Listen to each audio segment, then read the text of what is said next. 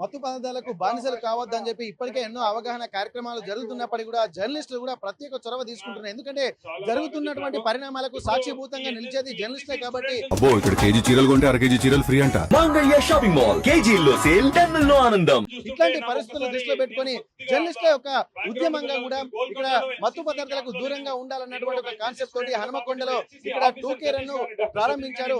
TSJU ఆధ్వర్యంలో కూడా ఈ అద్భుతమైనటువంటి కార్యక్రమానికి శ్రీకారం చుట్టారు. ప్రస్తుతానికి నారగోని పురుషోత్తం గౌడ్ స్టేట్ ప్రెసిడెంట్ మనతో ఉన్నారు. ఒక్కసారి వారితో మాట్లాడదాం. సార్, ఇప్పటి వరకు జరుగుతున్నటువంటి పరిణామాలు కూడా ఎన్ని అవగాహన కార్యక్రమాలు చేసినా గానీ మళ్ళీ రిపీట్ అవుతూనే ఉన్నాయి. జర్నలిస్ట్ గా కూడా ఎంతో ఉద్యమంగా దీన్ని తీసుకోవాల్సిన బాధ్యత కూడా ఇప్పుడు మీరు ఇనిషియేషన్ తీసుకున్నారు. మరి ఎందుకు ఈ ఆలోచన ప్రేరేపించినాయి? ప్రభుత్వమే చొరవ తీసుకుంటుంది, అయినప్పటికీ ఆగట్లేదు. మరి మీరు కూడా ఇనిషియేషన్ తీసుకోవడంలో వెనుక కారణం ఏంటనుకోవచ్చు? జనరల్ గా ఒక వ్యక్తి జర్నలిస్ట్ అవుతుంటేనే సామాజిక బాధ్యతలు వస్తాయి. కాబట్టి మేము జర్నలిజంలో మేము నేర్చుకున్న అక్షరాలు అవి.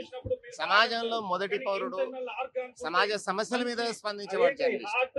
అయితే మనకి ఈ రోజుల మధ్య జర్నలిస్ట్ తన సామాజిక బాధ్యతను మర్చిపోయింది.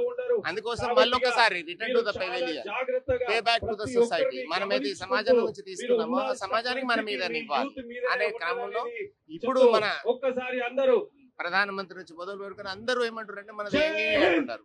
కానీ అత్యంత ప్రమాదకరమైన విషయం ఏంటంటే మన యంగ్ ఇండియాలో ఎక్కువ మంది డ్రగ్స్ బానిస అవుతున్నారు. ఇవాళ మన దగ్గర ఉన్న పెద్ద మహమ్మారి మత్తు మహమ్మారి. ఫస్ట్ ఇవాళ మనం అందరం ఇటు సామాజిక చైతన్యం మన అందరితో పాటు తల్లిదండ్రులు, సమాజంలో ప్రతి ఒక్కరు ఇవాళ కాన్సన్ట్రేట్ చేయాల్సింది మత్తు మీద. ఈ మత్తు నివారణ కోసం మత్తు మందుల వైపు పిల్లలు పోవద్దు అనే దాంతో మనం చెప్తే బాగింటారనే దాంతో ఈ కార్యక్రమం చేపట్టినాం. ఇది ప్రభుత్వాలకు వ్యతిరేకం కాదు. ప్రభుత్వం చేసే ఆ వరదలోనే మనం కలిసిపోతాము.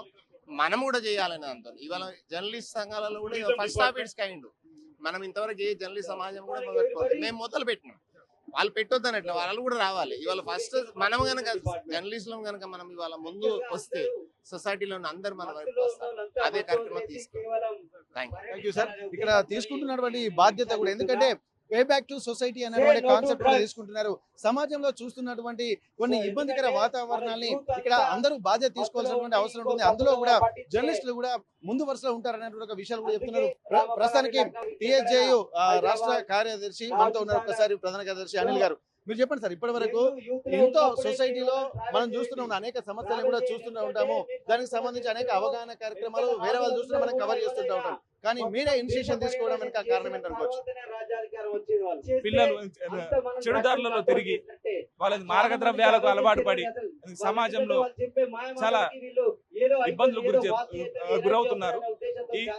ఈ యొక్క కాన్సెప్ట్ ను తీసుకుని ఎందుకంటే తెలంగాణ ప్రభుత్వం కూడా మారక ద్రవ్యాల మీద ఏదైతే కార్యక్రమాన్ని చేసిందో డ్రగ్స్ ఫ్రీ తెలంగాణ, ఆ డ్రగ్స్ ఫ్రీ తెలంగాణ ఒక నినాదం తోటి మా యొక్క జర్నలిస్ట్ యూనియన్ ఆధ్వర్యంలో ప్రతి జిల్లాలో, తెలంగాణ రాష్ట్రంలో ప్రతి జిల్లాలో anti drugs, say no to drugs ఒక నినాదం తోటి మేము ఈ యొక్క కార్యక్రమాలు చేపడుతున్నాము.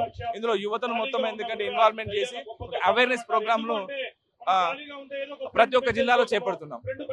ఇక్కడ మనం గమనించాల్సిందంటే నిత్యము అనేక సమస్యలు చూస్తూ ఇక్కడ రోడ్డు ప్రమాదాలు జరుగుతున్నాయి. డ్రగ్స్ కు బానిసైనటువంటి వ్యక్తుల వల్ల సమాజం ఎంత నాశనం అవుతుందో చూసి అనేక వార్తలు కూడా రాస్తున్నటువంటి పరిస్థితి. కానీ అయినప్పటికీ కూడా ఇంకా అవగాహన కార్యక్రమాలు కూడా రావాల్సినటువంటి అవసరం ఉంటుంది. వీటన్నిటిని దృష్టిలో పెట్టుకుని కూడా మనం గమనించవచ్చు. ప్రస్తుతానికైతే మరికొంతమంది సామాజికవేత్తలు అలాగే ఇక్కడ ఇనిషియేషన్ తీసుకున్నటువంటి వాళ్ళు కొంతమంది కార్యక్రమాన్ని చూసి వారు ఏం చెప్తారో తెలుసుకునేటువంటి ప్రయత్నం. ఈ కార్యక్రమం పట్ల మీ స్పందన సార్? యాక్చువల్ గా ఇది ఒక మంచి కార్యక్రమం. ఎందుకంటే భారతదేశంలో యువత ఎక్కువ ఉంటది. 140-150 కోట్ల జనాలున్న యువతకి అవేర్నెస్ అనేది చాలా ఇంపార్టెంట్. ఎందుకంటే ఇప్పుడున్న డిజిటల్ మాధ్యమాల పరంగా చూసినా కమ్యూనికేషన్ బాగా ఉన్నది, కానీ కమ్యూనికేషన్ ఉంటే అది వేరే మత్తులో పోతున్నారు. ఎవరైతే డ్రగ్స్ చలమని చేస్తున్న ఎవరైతే క్రూరులు ఉన్నారో వాళ్ళు ఏంటంటే యూత్ ను మాత్రమే అట్రాక్ట్ చేసుకొని యూత్ ను టార్గెట్ చేసుకొని చేస్తున్నారు. యూత్ కి ఏంటంటే వాళ్ళకి ఎక్కువ అవేర్నెస్ తెలియదు, ఏం చేస్తే ఏమైతే తెలియదు. ఇది తీసుకుంటే బాగా ఎనర్జీ వస్తుంది, ఇది వస్తే బలం వస్తుంది అని చెప్తే గుడ్డిగా నమ్మి తీసుకొని వాళ్ళ జీవితాలని ఖరాబ్ చేసుకుంటున్నారు. ఎందుకంటే యూత్ లో ఉన్నప్పుడే మన బాడీ చాలా స్ట్రాంగ్ ఉంటది. ఆ బాడీని వీళ్ళ భారతదేశ యువత సత్తువను నాశనం చేయడానికి విదేశీయులు పన్నిన కుట్రలో భాగంగా ఈ డ్రగ్స్ అని మనకు ఇంపోర్ట్ అవుతున్నాయి ఇండియాకి. అవి ఎక్కడైతే బార్డర్ లోనే డ్రాప్ చేయాలి. మరియు అవేర్నెస్ అనేది ప్రతి ఒక్కరికి క్రియేట్ చేయాలి. డ్రగ్స్ ఏ తీసుకోకుండా మత్తుతో ఉంటే మన జీవితం మాయమైపోతుంది, మత్తు లేకపోతే మన జీవితం వెలిగిపోతుంది అనే నినాదాన్ని ప్రతి ఒక్కరికి స్కూల్ నుండే అవేర్నెస్ చేయాలి. ప్లస్ ప్రతి విలేజ్ లో, ప్రతి ఊర్లో, ప్రతి స్కూల్లో, ప్రతి ఆఫీసులో ఈ అవేర్నెస్ అనేది ప్రతి ఒక్కరు మౌత్ టు మౌత్ చేయాలి. అది ప్రతి ఒక్క ఇండియన్ సిటిజన్ రెస్పాన్సిబిలిటీగా ఫీల్ అయ్యి ఎక్కడ డ్రగ్స్ ఉండొద్దు. నీకు న్యాచురల్ గా మత్తు పానీయాలు కావాలంటే న్యాచురల్ గా మన సంస్కృతి సంప్రదాయాలు పురాణాల కాంచి ఎన్నో రకాల ఆయుర్వేద తినే పదార్థాలు ఉన్నాయి ప్రతి. అంతేందుకు మీరు ఒక మంచి రైస్ తిన్నా కూడా మనకు నిద్ర వస్తుంది, మత్తు వస్తుంది.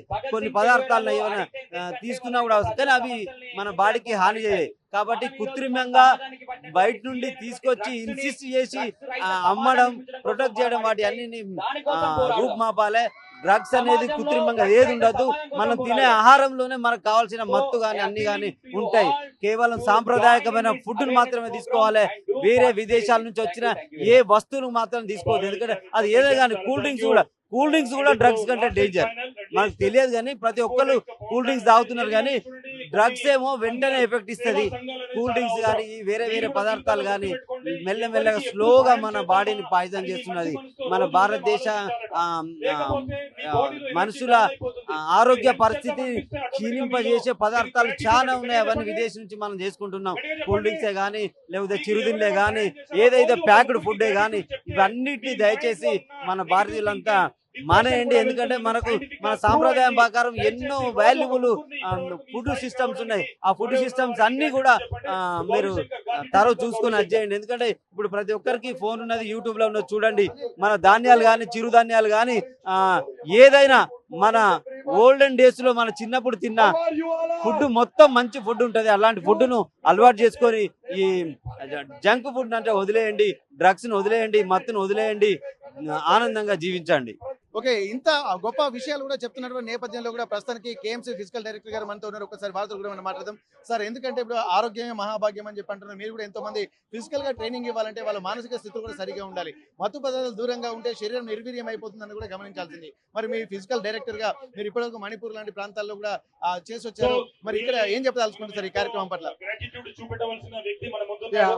ముఖ్యంగా యువత ఈ మత్తు పదార్థాలకు బానిస అవుతున్నదంటే నా యొక్క ఎక్స్పీరియన్స్ గా చెప్పేది ఏంటంటే, వాళ్ళకు సరి అయినటువంటి అవేర్నెస్ లేకపోవడం.